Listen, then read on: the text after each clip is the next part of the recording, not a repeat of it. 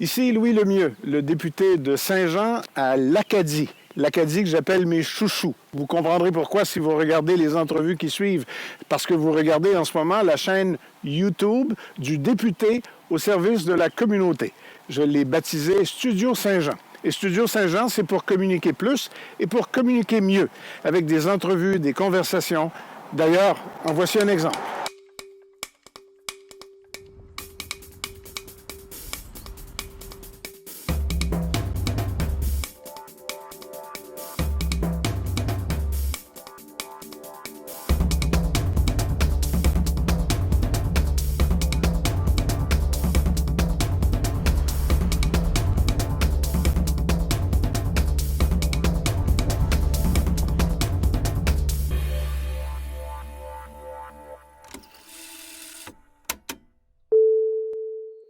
Il faut que je commence par vous dire qu'on enregistre cette entrevue jeudi, le 8 août 2019 à 12h15. Pourquoi c'est si important que ça?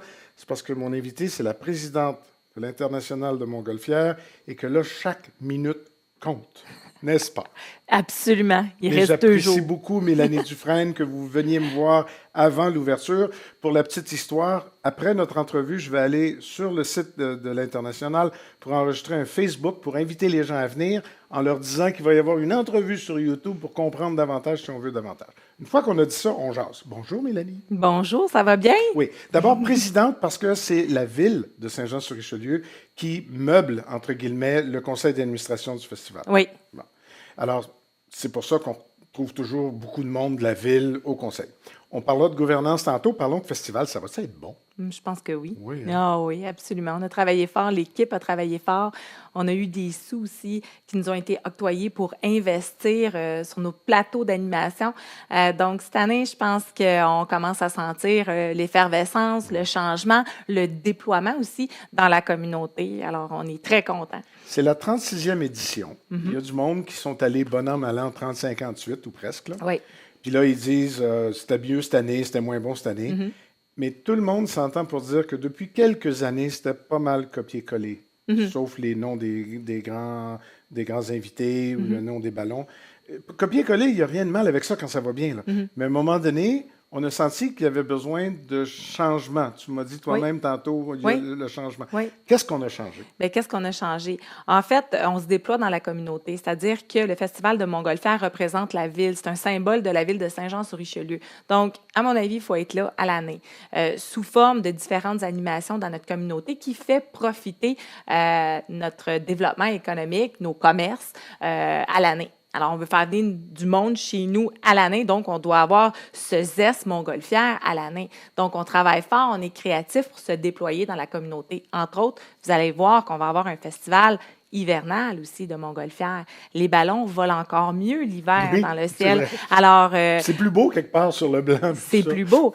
Puis au niveau du festival comme tel, avoir un festival sur le site de l'aéroport, moi, à mon avis, je trouve que c'est porteur parce qu'on met de l'avant aussi notre aéroport qui est un élément important dans une ville. Alors, ceci dit, on a toutes ces infrastructures qui sont là. En fait, il faut juste se renouveler comme festival. Vous savez, dans le monde de la commandite, le monde de la commandite change. Alors, nous aussi, on doit changer. Faut que vous vous adaptiez à ces changements-là. Faut qu'on s'adapte. Et voilà. Puis, on est aussi un festival familial. Alors, pour un festival familial, on doit y aller aussi avec les générations qui changent. C'est les milléniums maintenant qui sont des parents. Alors, il faut vraiment s'adapter à leurs besoins. Puis, qu'est-ce qu'eux, ils recherchent? Bon. Il y a beaucoup de choses dans ce que vous venez de dire. Une certaine partie, c'est de la gouvernance dont on va parler, mais je veux rester collé sur le festival. J'ai vu, puis c'est pas un scoop, vous l'avez déjà dit, d'ailleurs, je vous ai vu avec Éric, le directeur général, sur Facebook, faire le tour du site un petit peu. Il y a une tyrolienne cette année. Oui. Bon. Ça, si j'ai bien compris, ça fait partie de ce que vous voulez voir plus, davantage. C'est des expériences, oui. C'est une expérience, prendre la tyrolienne, se lancer, puis là, on se lance, c'est pas au-dessus d'une rivière, c'est au-dessus d'un site d'animation au complet, on le traverse au complet. Moi, j'ai le vertige, j'ai fait beaucoup de tyroliennes, de l'arbre en arbre, mais je suis dans la nature. Là, faire ça au-dessus des gens qui s'amusent sur un festival, je trouve ça assez épatant. Donc oui, ça fait partie de les nouveautés cette année. On a aussi différentes expériences ballons. Puis je veux pas tout vous dire parce que je veux absolument absolument que vous venez vivre cette expérience-là. Mais ce qui est important de retenir aussi, que c'est le mobilier qu'on a là, il y en a beaucoup qui c'est mobile. Donc, on va être capable d'aller dans d'autres festivals, on va être capable de se déployer dans notre ville avec cette infrastructure-là qu'on est en train d'investir. Arrêtez un peu, là, je suis devenu curieux. Vous voulez pas tout me dire, mais vous Non. avez du mobilier qu'on n'a jamais vu, donc. Oui, absolument. Le centre de l'interprétation du ballon n'est pas ce que les gens avaient, la conception des gens qui avaient du centre d'interprétation du ballon, là, on n'est plus là. On est vraiment ailleurs. Puis, c'est c'est du mobilier qui est aussi qui est transposable dans d'autres festivals. Donc, notre centre d'interprétation du ballon, là, on peut l'utiliser sur notre site, mais il faut l'utiliser ailleurs pour vendre notre festival aussi. Ce que j'aime de ça, et ce que j'en comprends, c'est que le copier-coller, qui à un moment donné a fait son temps, veut dire que cette année, tout le monde qui rentre là, il y a des affaires qu'ils n'ont jamais vues. Ils ont des expériences qu'ils n'ont jamais eues. Absolument. Même pour aller changer ses enfants de couche, même pour aller se reposer dans nos aires de repos, tout ça est différent aussi, est adapté aux besoins d'aujourd'hui. Et c'est venu comment, ça? C'est juste que vous êtes arrivé en disant on va changer ci, on va changer ça, ou il y avait une volonté ou ça faisait trop longtemps qu'on n'avait pas puis qu'il fallait le faire? Ça a émergé comment, ça? Bien, je pense que dans le passé, il y a des décisions qui se sont prises qui étaient adaptées pour l'environnement du passé. Maintenant, aujourd'hui, on est ailleurs. Il y a une volonté aussi de faire des changements. Puis ça prend aussi du goût. Faire des changements, c'est épeurant. Parce que si ça ne marche pas, qu'est-ce qui va m'arriver? Moi, j'ai pas peur de ces changements-là. Je veux oser. J'ai pas de misère à oser. Puis je pense que ça prend cette volonté-là. Mais faut que tu aies les reins solides pour le faire. Faut que tu aies le support de tout le monde aussi pour être capable de faire ça. Donc, je pense que là, on est rendu dans un momentum où est-ce que les gens veulent voir ce changement-là. C'est palpable. Donc, l'opportunité, elle est là, on le fait. Puis, j'ai confiance parce qu'on a engagé une bonne personne aussi qui a une belle vision du festival. J'allais vous demander, sans lui envoyer trop de fleurs, là, si la nouvelle direction générale, à quelque part, avait été un moteur de changement aussi, ou en tout cas une façon de faire avancer les choses. Moi, je suis arrivée, suite à la campagne électorale, je suis arrivée comme administratrice, puis par erreur, je me suis ramassée présidente du Festival de Montgolfière. Entre-temps, notre directeur général qu'on avait, qui était une très bonne personne aussi, s'est trouvé un emploi ailleurs. Donc, l'opportunité était là d'amener ce nouveau zeste-là, puis de trouver des compétences que peut-être on n'avait pas chez une personne. Quelqu'un qui fait du redressement, c'est une personne qui est habituée de faire des grands changements structurels, puis c'est ça qu'on voulait. Alors, on a pris la balle au bon, puis... Les astres étaient alignés, vous avez voilà. trouvé le bon joueur. Oui. Bon, on ne dira pas plus de bien d'Éric, parce qu'à un moment donné, ça va lui monter à la Oui, tête. je sais, il y a une belle semaine, lui, là. Bon, là, on fait tout ça en se disant, comme d'habitude, parce que c'est la 36e fois, on sait comment ça marche, ça va dépendre de la météo. Absolument. Pour tout, là. Absolument. Pour le succès phénoménal des départs le matin puis l'après-midi, des spectacles, on vit et on meurt par la météo, là. Absolument, mais je veux dire, il y a des préparations aussi. Je veux dire, dépendamment de la force de ta prévente, je pense que c'est un coussin aussi pour prévenir les mauvais temps. Puis je vais vous le dire, cette année, on a plus que doublé nos préventes. C'est une première en 36 ans. Sans même que personne ait vu les nouveaux plateaux, tout ça. Sans même. Juste sur la force de l'organisation de vente et marketing. La force de vente et marketing. On a changé de billetterie aussi. On a changé nos formules un peu parce que quand on dit qu'on veut changer certains aspects, c'est pas juste physique. Il y a beaucoup de travail administratif à faire en arrière aussi pour que ça fonctionne. Je suis une fille de marketing, donc là-dessus, je sais de quoi je parle. Puis le travail est colossal, plus que qu'est-ce qu'on voit physiquement. Le physique, on va le voir dans 3 ans. Mais il y a des préparations à faire. Il faut préparer le terrain. Comme je dis toujours, il y a des fondations à bâtir pour qu'il soit solide, pour qu'on soit capable de mettre le physique par-dessus. Justement, on s'en va où? On prépare l'avenir. Ça m'a vraiment pas étonné, mais plu beaucoup d'entendre qu'on aurait un festival l'hiver. Pas un festival, mais qu'on aurait un morceau de quelque chose l'hiver. Mais cette idée-là de faire rayonner les montgolfières à longueur d'année, c'est brillant parce que c'est une signature naturelle depuis 36 ans. Mais dans les faits, on va faire ça comment? On va-tu avoir un vrai festival l'hiver? On va-tu avoir des choses qu'on fait déjà, mais à la sauce festival? Comment vous faites ça? Oui, absolument. Nos couleurs à nous, c'est la montgolfière. On veut les voir dans le ciel à l'année. Donc, en instigant des activités comme le festival hivernal que je vous parlais, mais du fait aussi qu'on a investi dans notre mobilier puis qu'on est capable de le bouger, il y a plusieurs activités qu'on est capable d'organiser et de faire avec nos investissements qu'on a faits pour le site. Puis c'est la même chose quand on est à la recherche de commandites. On travaille aussi pour l'événementiel au Richelieu. On n'a pas encore trouvé son nom. On essaye de regrouper le Festival de Montgolfière, la Société de développement Vieux-Saint-Jean, ainsi que le tourisme, pour avoir une signature, un nom, puis travailler en amont dans le même sens. Pourquoi? Parce qu'on peut faire bénéficier nos commanditaires à l'année aussi. Ils vont aimer ça, eux autres. Bien, absolument. La Puis fille on peut de marketing, elle oui. sait qu'ils vont aimer ça, là. mais c'est aussi de déployer leur nom à eux autres. Ils investissent des grandes sommes avec nous autres. Mais pourquoi juste 9 jours? On serait capable de déployer leur nom pendant toute l'année aussi. Donc, on est vraiment dans cette réflexion-là au sein de la ville, entre autres. Moi, je trouve ça brillant. C'est pas juste des compliments que je fais. Là. Quand on m'en a parlé, c'est pas une intégration verticale, mais c'est une sorte de... On va tous s'unir autour du même pôle qu'on appellera événementiel. Vous lui donnerez le nom que vous voulez. Ou destination, là. ouais. Mais à quelque part, c'est comme de dire... Nous autres aussi, comme Montréal, on va être une ville de festival. Absolument. Mais à notre sauce. Oui. Puis on ne veut pas être l'autre ville de festival, on va avoir notre personnalité. Bon, là, on travaille sur la personnalité, là, mais au bout du compte, c'est ce que ça va être. En tout cas, ça unit tout le monde. Là. Tout le monde travaille ensemble aussi. Là. C'est ça qui est brillant. Absolument. Puis il y a d'autres faits aussi qui sont importants. On est la région où est-ce qu'il y a le plus de pilotes de montgolfières autour. Mais là, ces gens-là, ils vieillissent, on a besoin de relève. Donc, comment stimuler la relève? Comment les amener à vouloir devenir une pilote, d'aller chercher? Donc, il y a plusieurs initiatives qu'on travaille aussi à ce niveau-là, qui vient en amont avec notre festival, parce qu'on a besoin de ces gens-là pendant le festival.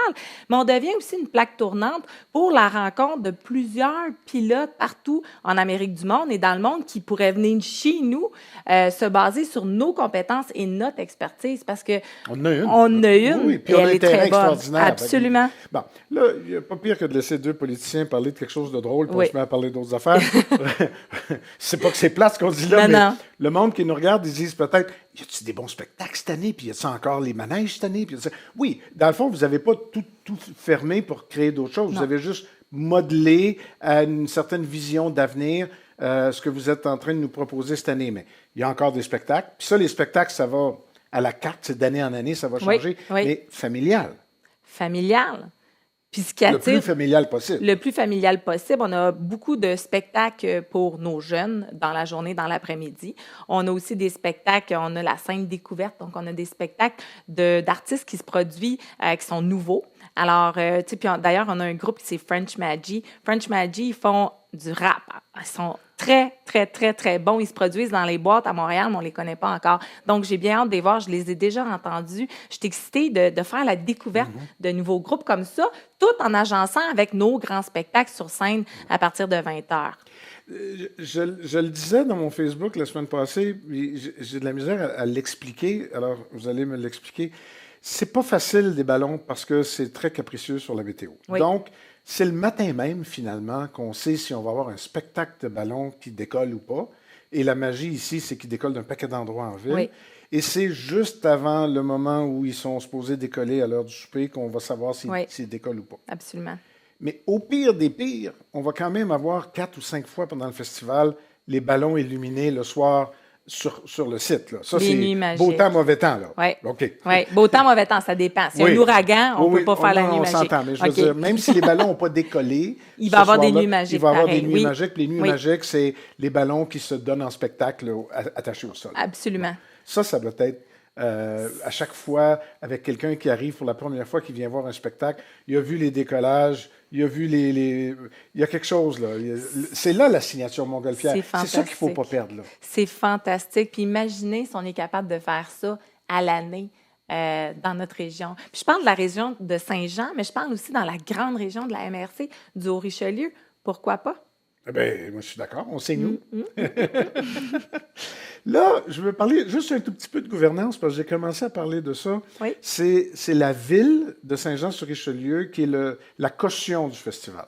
quoi qu'il arrive, ultimement, c'est la ville qui est responsable. Oui. Mais elle délègue quand même l'organisation puis la responsabilité du festival à un conseil d'administration. C'est pour ça que je disais qu'il y a beaucoup de monde de la ville là-dessus. Oui. Mais on est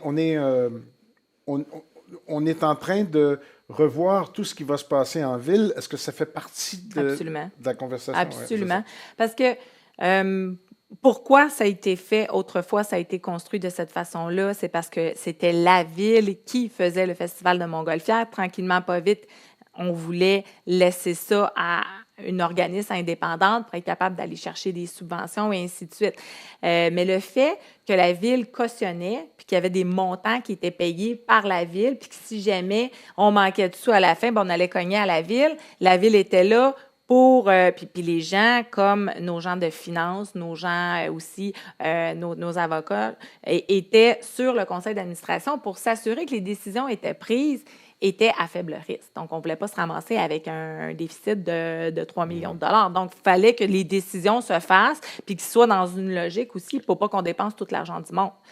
C'est justement où je m'en allais. Ça tombe bien. C'est l'argent. Le maire a annoncé ce printemps, la ministre du Tourisme était là, qu'il y avait une injection d'argent. Oui. Cette injection-là, c'est pour aller dans le sens de tout ce qu'on vient de dire. En fait, non. Il y a une partie de cet argent-là. Là, il y a eu beaucoup de... Les gens ont cassé du sucre sur le festival les 5 dernières années. Une, parce que la compréhension n'était peut-être pas là, la compréhension de comment que ça fonctionnait. Et deux, je pense que ça méritait aussi d'être changé. On méritait de regarder ça. Juste pour la commandite, par exemple, comment que ça marche, comment on va chercher de la commandite, ça change. Donc, si on voit que ce volet-là ne change pas, ben on comprend qu'il n'y a pas d'investissement qui se fait non plus. On comprend qu'il y a des pertes. Il y a des pertes d'argent aussi. Donc l'argent annoncé par la ville, c'était pour solidifier tout ça. Là. Oui. Les fondations dont on parlait. Là. Bâtir les fondations solides. Là, on est rendu là. C'est que là, on injecte de l'argent. Pourquoi? Parce que dans 3 ans, on ne veut plus injecter de l'argent. Dans 3 ans, on veut qu'il soit rentable. C'est là où on change vraiment l'ensemble du fonctionnement. J'ai dit, en fait, je ne l'ai pas mis en ligne, mais je vais dire dans le Facebook que je vais faire. Si vous n'êtes jamais venu, ben, venez voir. C'est peut-être pas ce qu'on vous aura raconté parce que ça a changé, mais à quelqu'un de la place, là, quelqu'un qui a vu les 35 éditions précédentes, qu'est-ce qu'on lui dit pour dire non, regarde, ouvre tes yeux bien grands puis viens parce que c'est pas comme l'année passée.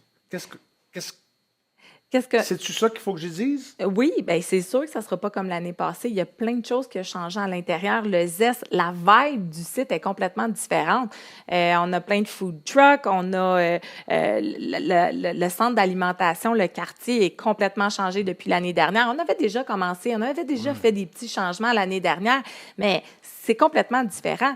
Moi, j'inviterais nos gens de venir, puis je pense que c'est une belle occasion d'être en vacances. Mon frère, là, quand j'y ai fait découvrir le Festival des Montgolfières l'année passée, là, il est rendu qu'il prend ses vacances, puis il va venir avec ses enfants chiller toute la semaine.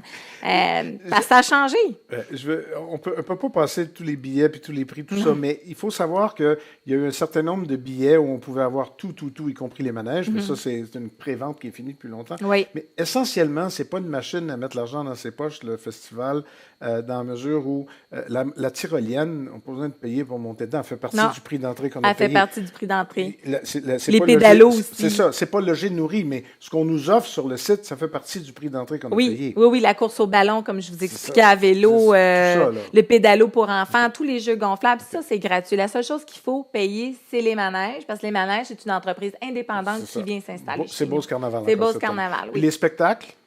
Mais là, on a acheté ce qu'on aimait, ce qu'on voulait. C'est ça. Les spectacles ne coûtent rien non plus. Donc, moi, je pense que c'est une belle journée pas chère. Puis, pour les Joannais, là, c'est important de regarder les préventes parce qu'il y en a beaucoup qui s'offrent. Il y a beaucoup de spéciales qui s'offrent pour les Joannais. Sinon, ben, on a notre journée joannaise qui est le mardi 13 août aussi, où est-ce que c'est gratuit pour tous les résidents de la ville de Saint-Jean.